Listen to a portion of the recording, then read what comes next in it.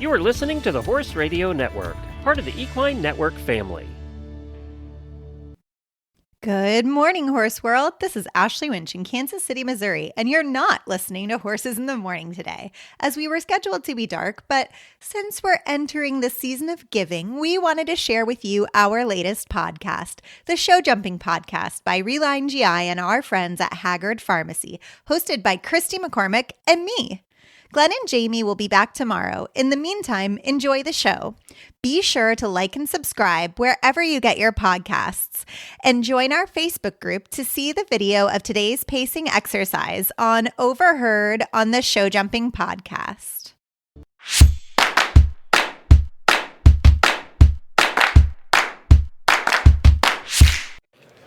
You're listening to the Show Jumping Podcast, a fun and informative show for riders, owners, trainers, grooms, and fans of all levels.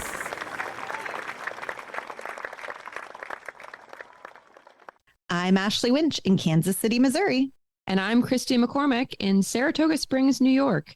And you're listening to the Show Jumping Podcast, where we cover everything from at-home exercises to the economics of running a horse business and chat with guests about anything and everything in the world of show jumping. We're so excited to be bringing you this podcast twice a month on the 10th and 25th. Coming up on today's show, pacing exercises to try at home, defining success both inside and outside of the ring, and a look back at horse history. Christy, why don't you tell us a little bit about yourself? I am a professional hunter jumper rider out of Saratoga Springs, and I've been showing on the A circuit for most of my life. I started in my backyard with my mom as my first trainer. We had our own pony barn, and the four of us got lessons from my mother right after school about how to post and how to canter. And that went all the way to working up as a professional, working for several different fantastic professionals over the years. And for the last 15 years, I've had a training business where I have taught both juniors and amateurs. And I've also spent lots of time in the ring riding on young hunters and jumpers. Recently, I've changed gears to start to teach clinics, and I'm also freelance riding. And I can't talk enough about teaching. I am very passionate about it, and I love giving back to younger riders, any type of rider that wants to learn how to walk, track, canter, or go to the ring and be successful. On this show, we'll talk about different exercises I've used to help horses and riders improve their technique, as well as get into some compelling conversation topics that don't always get discussed at the horse show.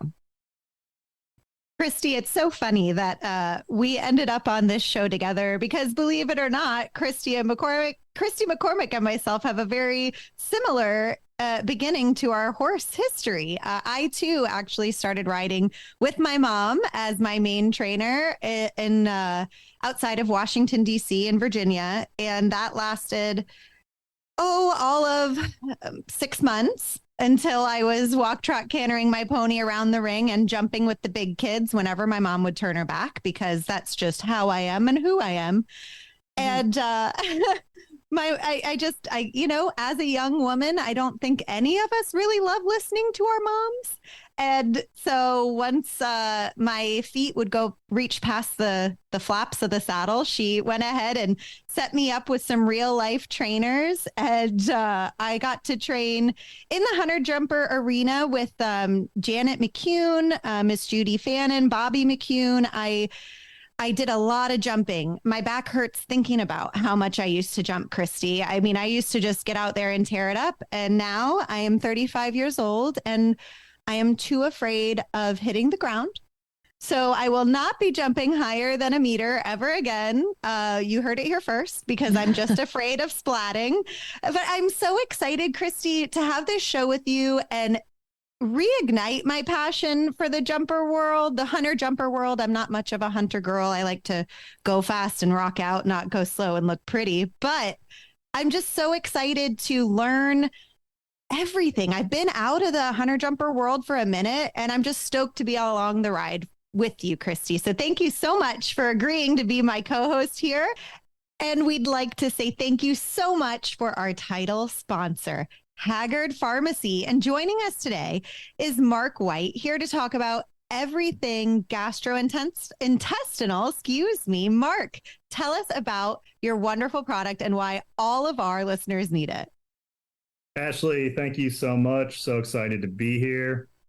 Relyne GI was originally created by our internal medicine specialist, Dr. Nathan Slovis.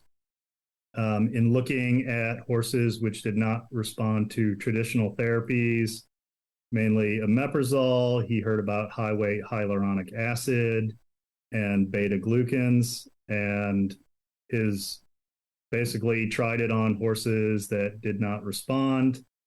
And his initial findings were pretty amazing. 9 out of the 10 horses tried had significant improvements or completely healed in 30 days. And that is what launched the Relyne formulation and the Resolve Vet brand of veterinary products. So essentially, it is a high-weight hyaluronic acid and an immuno-boosting beta-glucan. Upon ingestion, it coats the stomach like the old Pepto-Bismol commercials. It soothes and relieves and protects. So the hyaluronic acid is very mucoadhesive. It sticks to the stomach lining, acting as a protectant. And the beta-glucan is basically triggers the immune system to come into action and self-repair. I am so thankful for your company joining us here on this podcast as well. I was wondering how this can help a horse that I ride who has some symptoms of stomach pain. She doesn't always want to go forward. She kicks out at my leg. Sometimes she even bites at her side. Can you tell me if this would be a product that I could try on her and if it might help? Definitely, Christy. So what you're describing those are pretty common symptoms of horses with fairly severe gastric ulcers. The only way to truly know is to do a stomach scope on your horse, which we do recommend doing. But yes, I would definitely try this product for those symptoms. And I think you'll see some pretty good results. We constantly hear from people, on a weekly basis, describing the same thing and how Relyne has really helped their horse. Fantastic. Thank you so much, Marc. And where can folks find this amazing product to help them with their horses with their ulcers? Well, our product is not available on Amazon, eBay, or in traditional sources. We are a veterinary-owned manufacturer, so you can get it, ask your veterinarian if they carry it, or you can order it directly from haggardpharmacy.com or go to the website resolvevet.com. Thanks again to Haggard Pharmacy for being our title sponsor here on the Show Jumping Podcast from the offset. We're so excited to see what heights we can reach together.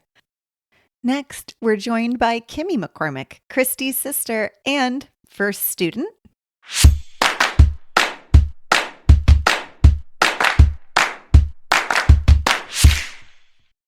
All right. Hi, everyone again. We are now being joined by my sister, Kimmy McCormick, who not only is my sister, but was my very first riding student. A little background on us was I began my professional riding career and training career when I turned 18 after my junior years. Kimmy is 6 years younger than me, and she was 12. And up until then had just tagged along at horse shows, and hopefully she stayed on a pony when, nobody was looking, and turned into a very successful junior rider.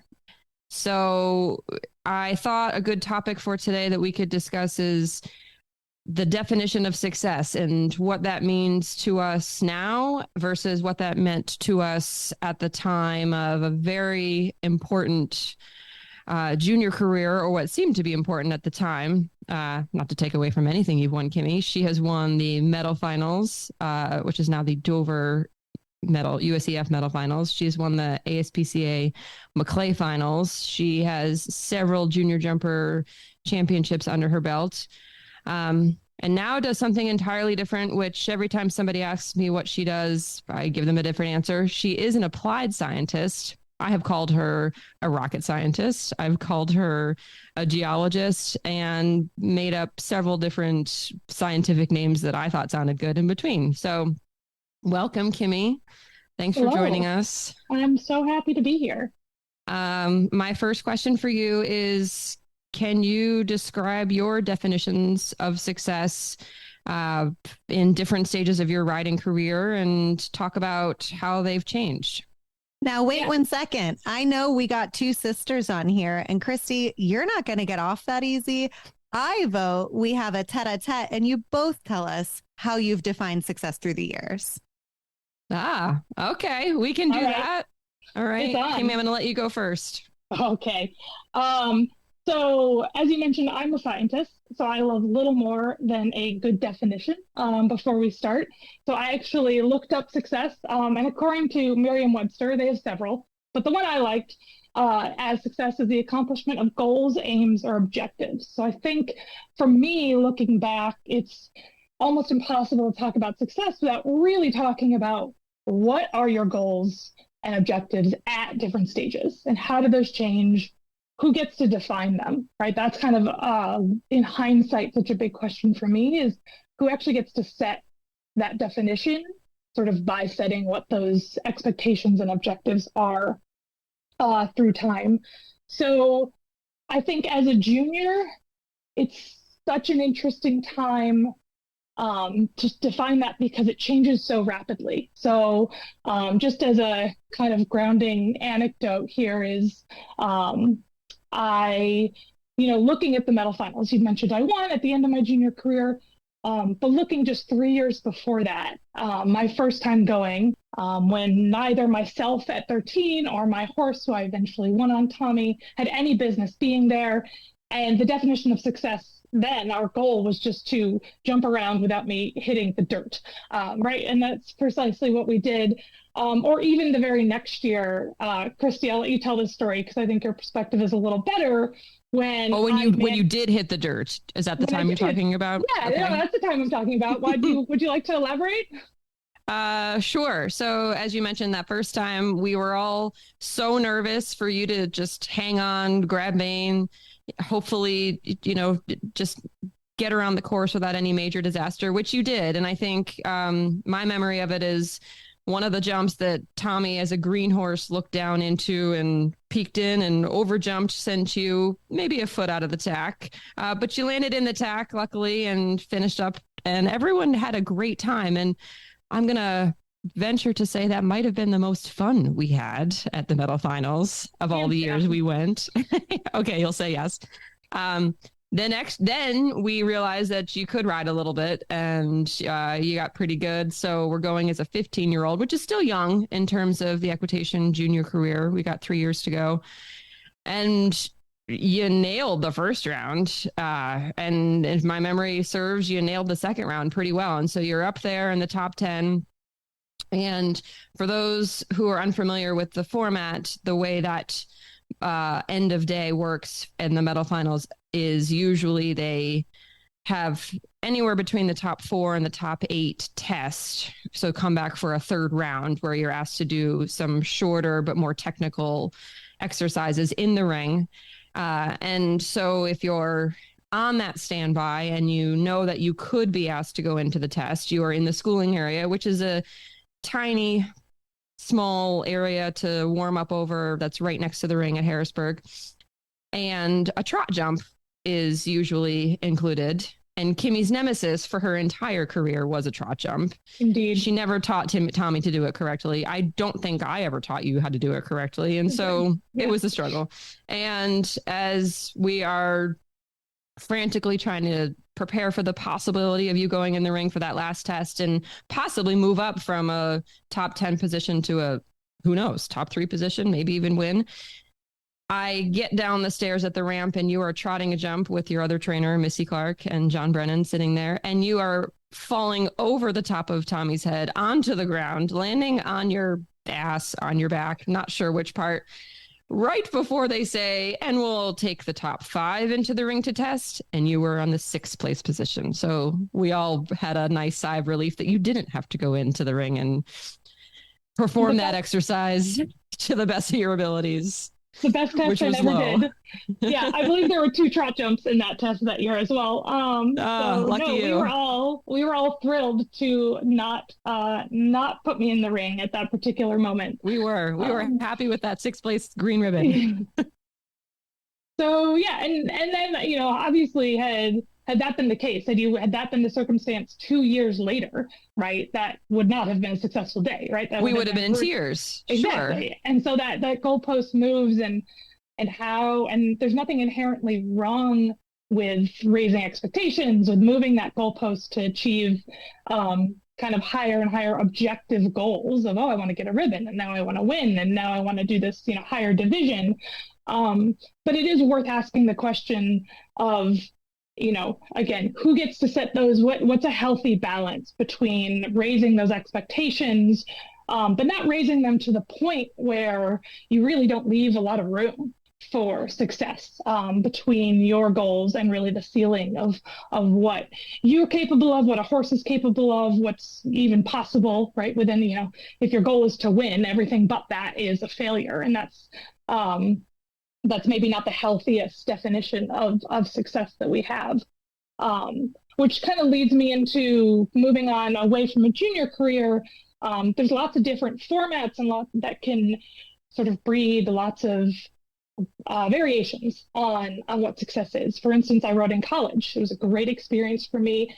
And it's a completely different game. You move from a individual sport to a team sport, which I think was a fantastic experience coming off of a junior career and really, really changing and broadening, who you're riding for, not only yourself, sure, absolutely, but your team and your school, to actually be representing something larger than yourself as a team sport and as a NCAA athlete was just such a fantastic transition, and really helped me kind of open up what my goals and what that definition was as I moved, rode in college and then just moving on, through my PhD, getting to ride, coming back as an amateur, and kind of being able to reset and redefine what success was. Success is progress. Success is learning. Success is teaching, a young horse something. And those are all incredibly valid definitions of success outside of any score or ribbon, and arguably probably healthier definitions of success than maybe we had for ourselves and had kind of put on us as juniors. And I think most juniors who've had a large deal of success in their career will kind of feel that same way. It's really hard to not internalize all of those external goals that people have, for themselves or for you.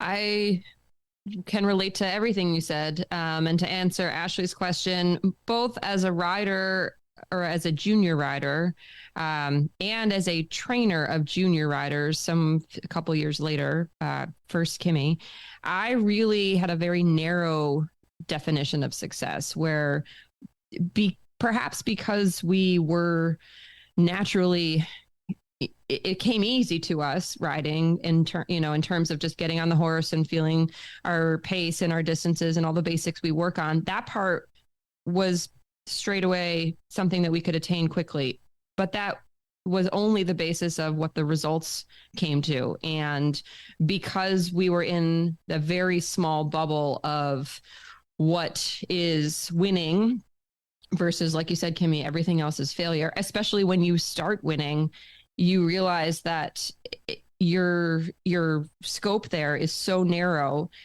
that you're losing way more than you're winning in this sport. And therefore that window of failure and the feeling of failure can really overtake most of your time showing and competing. And I think especially when you're competing against yourself and you're, as a trainer, expecting your students to really compete against themselves and keep progressing, it's not a straight uphill path. There's so many ups and downs And there are so many lessons to learn because of the downsides. I miss that as a young professional, and I miss that with Kimmy. And Kimmy really taught me how to adjust as I went. And I remember how stressful the end of your career was, because there are 4 finals. You won 2 of them. That's an amazing accomplishment in itself. Most people never even get to experience the level of what a ribbon feels like. There are 4 finals every year. You can win all 4 of them. A couple people have. You can win 2 of them. Some people have. Why is 2 not enough? We were so expecting, of course you'll win the other 2. That's ridiculous. There is no of course. It's a different day. Every day is a new day. Every course is a new course. And it took me teaching you, and then another good 15 years later, to understand, both as a trainer and as a rider, you better widen your definition of success in order to notice any progress. Otherwise, you only notice the downward hill, and you only stay in that it's not good enough. So that was the biggest lesson I had in being able to teach you, because I think the stakes were the highest they could have been, being in our own family and knowing that I won the finals, so therefore you'll win the finals, so therefore you'll win all the finals. And finals are only one little segment of what we competed in, but it's something that is most visible, I think, to a lot of our community. So I appreciate the fact that we were able to be that successful, but I really appreciate the fact that we then had to learn new versions of what that meant when we didn't keep up that trend, because it wasn't possible. We got to work with what's possible. Yeah. And I think that gets to such the kind of the core of it is, in order to widen, for me, once I stopped being a junior, I started riding young horses a lot more. You're on school horses, kind of this wider variety of animals. And again, that redefinition and making it really individual, not only just to you, but to each horse, and finding those like small relative goals. Instead of I want to get a score or win a ribbon, it's I want to miss 1 fewer lead change on this horse today, and having those really, again, kind of that progress over these objective goals, in whatever progress means for both you, where you are, and the horse you're on, right? That's such a big part. It's a combination of rider and horse at every single level. And I think being comfortable with readjusting that benchmark, and to say, oh, we had a bad week, or this horse had, maybe got nervous about something, and being willing to step back and say, okay, let's redefine what success is for this horse, what our goals are right now, and allow them to be successful at maybe a lower level. There's such a pushback in everywhere. This is not just horses, but we see, progress as we're only allowed to raise the bar, and allowing ourselves to kind of, when that's the healthy thing to do, lower the bar and allow for, it to be a little easier when that's the best thing for, especially like a young horse or a young kid. I totally agree. And I think that I've had a lot as a trainer to work with, in terms of like you said, individualizing those versions of success, and understanding that sometimes the most successful place we can be in is outside of the ring, and what we learn not by competing, but by the mistakes we make that we can go back and practice, and the mistakes we make that can relate to the rest of our life too. This is a fun, cool activity that we do, that we place the most, value on per ride, I would say. And another question I would ask you now is, what makes a successful ride to you today, and how you have a different, we're not even competing at this point. We're working with how we like to ride. Yeah, no, I love that question, because it was a long road for me to redefine what that looked like. So I actually took about 5 years off of riding completely during grad school. And I think it wasn't really so much an intentional thing, more that I was poor and I had no time. But we, as grad students tend to be, but in doing that, I think being able to come back to the sport and as an amateur, being able to come and ride, your horses in the adult hunters and ride at a barn here locally that allows me to come out and ride kind of just, whoever needs to be exercised that day, is saying, okay, for me at this point, I was so lucky to have the experience and knowledge I gained from being taught by, world-class riders and trainers, getting to sit on just incredible animals at such a young age. And now getting to take even just a tiny sliver of that experience and pass it on in any way to a young horse, to a 12-year-old kid at the barn who's struggling with something, and getting to be involved and again take that experience that I was so lucky to have, and kind of be any sort of positive influence on the ground, on a horse, in any way. That for me is so much fun. And so at that point, today that is my definition of success now, is just getting to pass on something fun, something meaningful, something insightful to the next generation of kids and horses when I get involved. I love that. And I am going to use your answer as my answer. My life now is about passing on this experience and all of the ups and downs that I've gone through, many of which have been with you. And I do hope to pass that on to move forward so that the next generation of riders or whoever I get to be in touch with can understand that success is not just up, it's up and down. And the process through that is learning. And so if we can find the small successes in the losses, that's a win right there. Very well said. And, I think my favorite part of this interview, listening to you both share stories and hearing about how far you both have come, especially through your junior careers. I have to tell you, I think it is so inspiring that both of you have defined success to mean that you're learning and bettering yourself, whether that is, through the ride that day, through next month's training program, through taking on lessons, through catch riding. I'm very inspired. So thank you both, Kimmy and Christy. And now we're going to hop in the time machine and go all the way back to 1914 for a very special National Horse Show. And as a military spouse, I'm especially excited to share this little piece of horse show history. The National Horse Show began in 1883, and in 1914, a horse show was held in New York City by the Red Cross to benefit the troops of World War I. This event was a huge success, raising over $1 million for the organization. The show featured a variety of events, including a recreation of Rosa Bonheur's painting, The Horse Fair, and a cavalry endurance race. The organizers of this show faced a number of challenges, including bad weather and the need to tone down the festive atmosphere due to the war. However, they were able to overcome these challenges and put on a successful event. The Red Cross Art Horse Show was a major event in New York City in 1914 and was a huge success both financially and in terms of public interest. Isn't that cool that the National Horse Show, something that we all know of as competitors, as this prestigious event, had such an impact on the war effort at that time?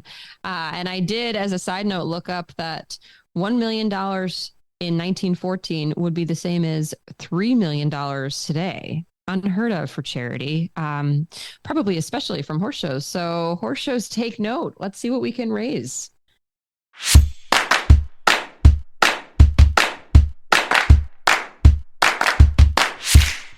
In every episode, we will be highlighting a tangible training tip for you to try at home with your horse.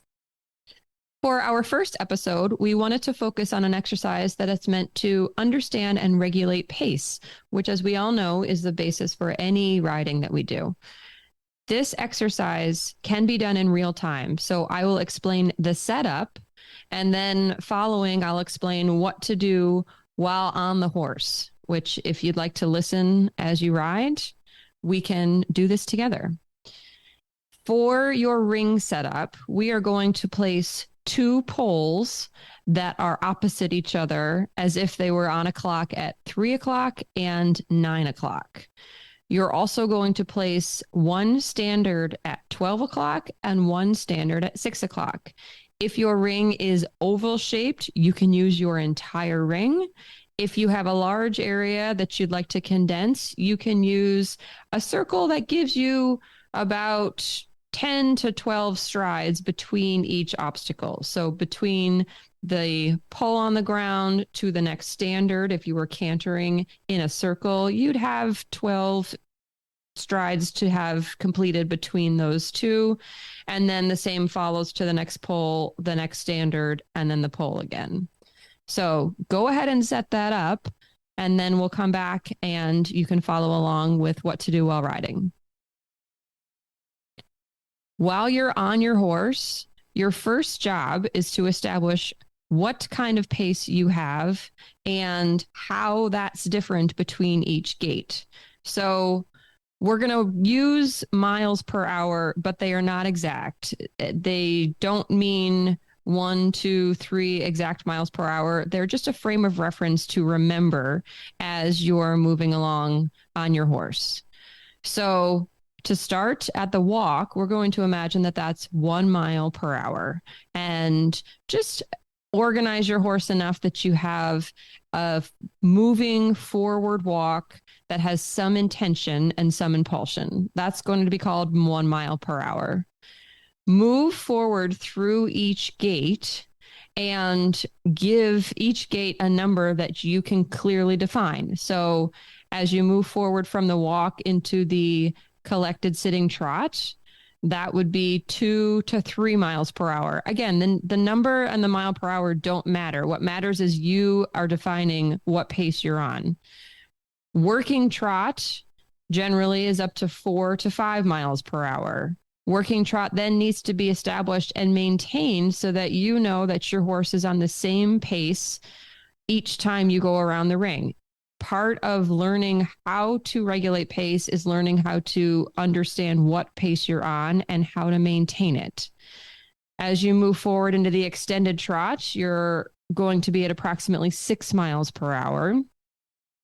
Work on that extended trot, and again, holding it. Usually when we move forward, we like to accelerate and then take our leg off. So the horse may go forward into the extended trot, but in order to maintain it, you've got to keep your leg on and make sure that they're following your aids and staying at that pace.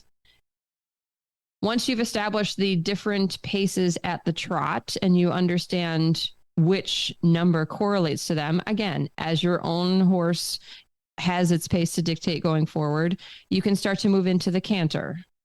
The collected canter, I like to call 7 miles an hour. That's generally a canter where you're organized. It's a shortened stride. It is not the pace you would use to go to a hunter line or a jumper line on course. It is the pace you would use to land and collect and slow down before you go into the next turn. That's approximately 7 miles per hour. Once you pick up your canter, try to get to where your horse is underneath you, collected in hand, and at a pace where you can extend from. Extending from collected canter moves into working canter. This is your most important canter, and you're able to establish it and hold it all the way around the course. We'll talk about how to make adjustments from 8 miles an hour. That's, again, working canter, 8 miles an hour. As a frame of reference, this is your go-to canter. You'd really love to make sure that you start and finish your course at this pace. Extended canter, generally 9 miles an hour, where your horse is really moving forward from your leg. You're still in control. This would be a canter that you use when you see a distance to move up to.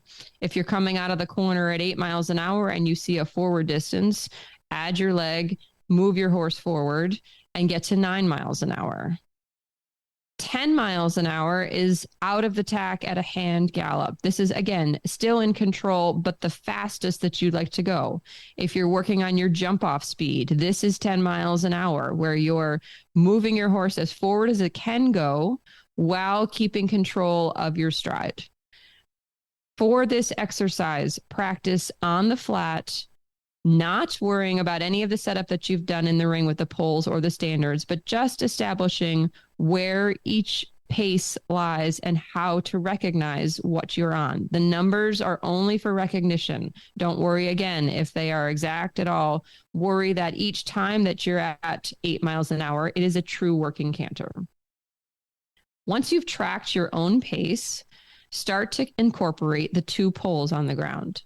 If you are cantering on the left lead, going counterclockwise, you'll be cantering over the pole at 3 miles an hour at 3 o'clock. Go around the standard that you have at 12 o'clock and canter over the pole that's at 9 o'clock. Around the next standard at 6 o'clock and canter over the pole that's at 3 o'clock. So you're essentially making a lap around the ring and cantering each pole as you are coming out of each corner. Make these poles work at 8 miles an hour to start. Try to understand where your canter is as you're approaching the pole. You can make adjustments to slow down to fit the distance in or speed up to make the distance closer to the pole if it's moving forward, but really try to work on establishing and maintaining 8 miles an hour. 8 miles an hour, again, working canter. Once you've figured out how that working canter can be maintained, then start to add in your transitions. So if we were cantering a course and approaching a jump at 8 miles an hour, every time you land from a line or a jump, you want to organize your horse's balance. That's getting to 7 miles an hour. So you're really going from working canter to collected canter after the pole. The idea in this exercise is to use the poles and the standards for when to ask for those transitions. Once you've cantered over the first pole, again at 3 o'clock, land and use any space you have from the pole to the standard to get to 7 miles an hour or collected canter. That's your landing time. That's your recovery time. And that is usually the time that most riders waste time when they're trying to get back in the saddle, when they cut the corner, when their horse knows that they're turning and they turn too early. It's really important to use as much space as possible so you have the most time to recover and get back to 7 miles an hour. Most horses land from a jump and tend to speed up. Most horses land and try to cut in early. So by the time you get to that standard at 12 o'clock, you're too fast and you're on a track that has really put you closer to the end of the ring than you want to be. So as much time as you can take between the pole and the standard is important.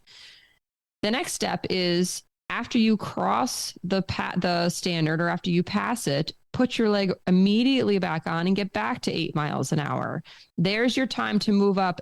Note that this is before you're out of the turn. If it's at a true 12 o'clock point in your ring, you still should have at least 3 or 4 strides to move across the short end of the ring or the short end of the turn to establish that 8 miles an hour. Because by the time you are straight and trying to approach the next pole, which is your next obstacle, the 9 o'clock pole, then you want to be at that 8 miles an hour. You have the most options when you are in that working canter. You can collect and get to 7 miles an hour to fit the distance in, or you can move up to 9 miles an hour or extended canter for a forward distance. So again, you're landing from the pole over at 3 o'clock, collecting to 7 miles an hour or collected canter until the top end of the ring where you pass that standard. Then you're switching gears and moving back up to 8 miles an hour so you can approach the pole with the most options for your distance. Pace is the very first thing that dictates distance. And if you don't have any pace or you don't have the correct pace, you are really going to be struggling to find any distance. Same pattern at this end of the ring. When you land from that pole, now you're working down to the 6 o'clock standard. Use all of the space you have to collect into 7 miles an hour or collected canter. That means, again, going straight after the pole, slowing down. Inside leg keeps your horse from cutting in. Both reins keep your horse straight as long as you can through that turn. Some horses can collect very easily and quickly, but others might take that entire time. Use as much space as you have. The earlier you get this part of the exercise done, the easier the second part of the exercise will be. So this is just that pattern. Crossing the standard means moving up to 8 miles an hour to the pole. Landing from the pole means slowing down to 7 miles an hour. That's your basic exercise. Once you've established it to the left, land, walk, readdress your speed once you've changed direction, and then approach each of those poles. As you complete this exercise successfully, you can add in different speeds to the pole. Practice going from 7 miles an hour to 9 miles an hour as if you were actively trying to move up to the next jump. Perhaps the line in the ring is forward. Perhaps you're coming to a triple bar. Perhaps you're trying to be efficient and in a jump off where you can leave out the number of strides from the turn. You can use 9 miles an hour to address that pace and approach the pole with the intention of a moving up forward distance. When you have a pace that you know that you're on, that can tell you what kind of distance you'll get to. A second way to do this is to practice once you've recovered from 7 miles an hour to keep that collected canter and get to the next jump or the next pole in a waiting slow distance. Maybe the next line is very collected. Maybe you have a skinny jump coming up. Maybe you have a combination that requires extra balance from your horse. You don't want to approach that with too much pace. So you'd like to come in a bit slower and wait for that distance coming out of the turn. Again, this is referencing your pace in order to dictate your distance. Moving through all of these circles at different speeds primarily means being aware of what canter you're on and using that to find the pole as you're coming out of the corner. Once you've completed this on a circle, you can stop, take another pole out, and line it up with either of the sides of the ring. So you're now going to have a line of poles, which could be anywhere from 5 strides apart to 12 strides apart. The number of strides doesn't matter, but what does matter is the pace you come in on should be the same pace that you leave on. Once you've established whatever pace it is that you need into the line of poles, try to maintain that as you come out of the pole and count the number of strides. So if you're on working canter and you have cantered over the first pole, just stay on working canter and see how many strides that takes you to get out of the line. Let's say it's 7. Once you've done that, you know that 7 strides in the line is 8 miles an hour. Now, as you're coming around that corner from the standard, forward into 9 miles an hour, you want to do 6 strides in that line. If 7 strides in a line is your working canter, your extended canter will be 6 strides. Come forward, move forward as you approach the pole and away from it. And then when you land from the second pole, slow back down and get to your collected 7 miles an hour. So you can extend this exercise as according to the size of your ring and the amount of time you have between the 2 poles to make sure that you're practicing not only over a single pole, but over a line. Christy, I absolutely love this exercise on pace, especially with the visuals. What else is important for dictating distance? Pace is definitely the first element in dictating distance, but track is second. So next week, we'll have an exercise where we work on defining your track and understanding what changes you can make to help stay in on your line, stay out on your line, and just improve your track in general so your distance comes up the way you'd like to. I know it's something I've always struggled with, chipping in or jumping ahead. So I'm personally excited for that episode. And just so you guys know, the timestamp for this lesson will be in the show notes so that you can reference it ahead of time for your next ride. Thank you so much for joining us for the first episode of the Show Jumping Podcast. Be sure to like and subscribe wherever you get your podcasts. Thanks, Ashley, for a great first episode. And thanks to all our listeners for joining. We'll see you next time.